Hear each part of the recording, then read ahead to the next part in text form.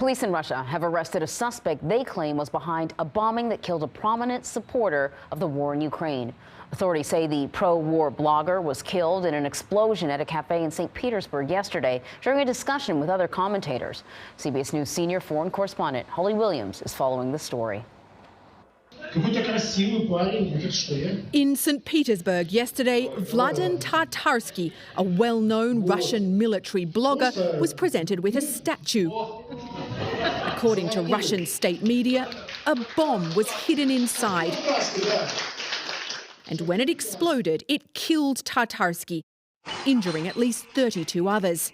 He'd been a vocal supporter of Russia's invasion of Ukraine, saying in this video last year, "We will kill everyone. We will rob everyone we need."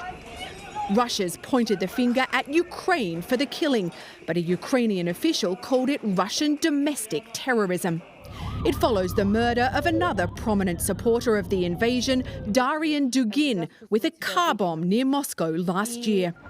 Russia's also under pressure from the US over American journalist Evan Gershkovich, arrested on spying charges last week. In a rare phone call with his Russian counterpart, Secretary of State Antony Blinken urged Moscow to release the reporter from the Wall Street Journal. Evan is an extremely professional, clever, talented reporter. Piotr Sauer is a close friend of Gershkovich and a fellow journalist. Russia previously swapped US basketball star Brittany Griner for a convicted Russian arms trader Viktor Bout. Some suspect the Kremlin also wants to trade Gershkovich for another Russian prisoner in the US. Is it possible that he's essentially being used as a hostage by the Russian government? Yeah, this is, just hostage taking. This is we don't know why they're doing it at this point, but we know that the spy charges are completely absurd. Evan Gershkovich is believed to be the first American journalist arrested on spying charges by Russia since the end of the Cold War. If he's convicted, he could face up to 20 years in a Russian penal colony. Anne-Marie and Vlad. Holly, thank you very much. CBS News foreign correspondent Ian Lee is following the latest from London, and he joins us now to discuss this.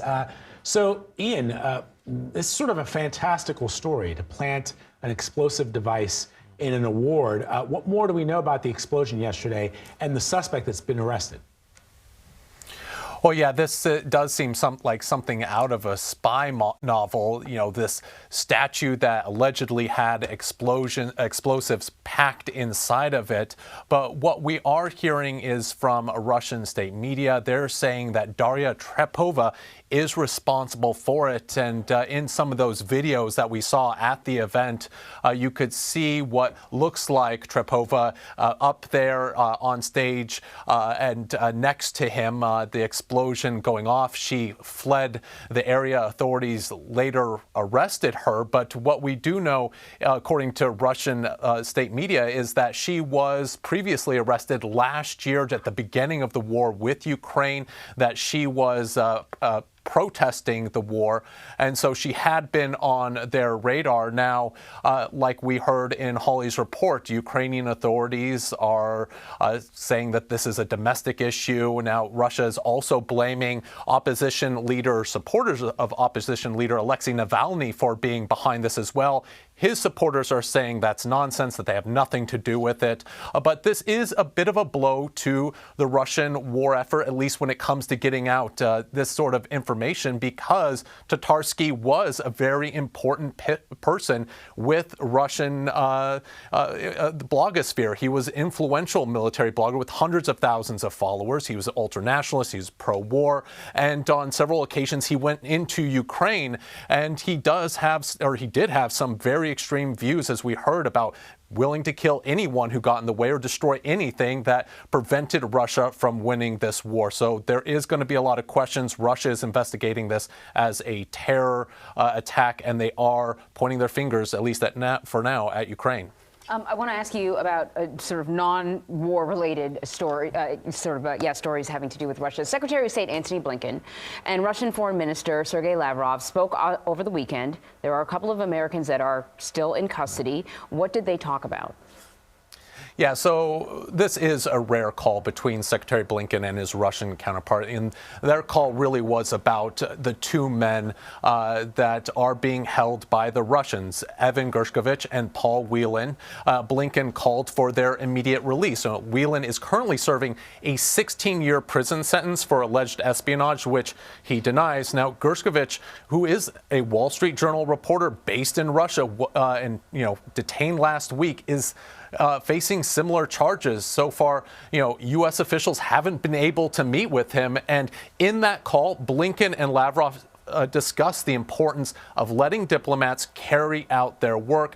Gershkovich's arrest has raised, as we saw in Holly's report, a lot of questions about how safe it is to report in Russia at the moment. This hostage diplomacy that many believe is currently taking place, where Russia will take someone in order to exchange for another person. And so, talking with friends who I know, people who I know who have reported in Russia, who are reporting in Russia, there is a concern that, really anyone could be nabbed if Russia feels like it could help them. So, as you know, Ian, beginning today, Russia will be in charge of the UN Security Council as part of the monthly procedural rotation. Just explain to our viewers how that happens. I think there are a lot of people who are wondering, how can a country where its president actively at war, where the president has been deemed to be a war criminal by that very same international community, now be the head of this? And I get that it's rotational, but you might want to break that down for people. Yeah, well, I guess let's start off with it not being a surprise that Kyiv is furious that Russia is leading the council. Ukraine's foreign minister, he called it a slap in the face to the international community.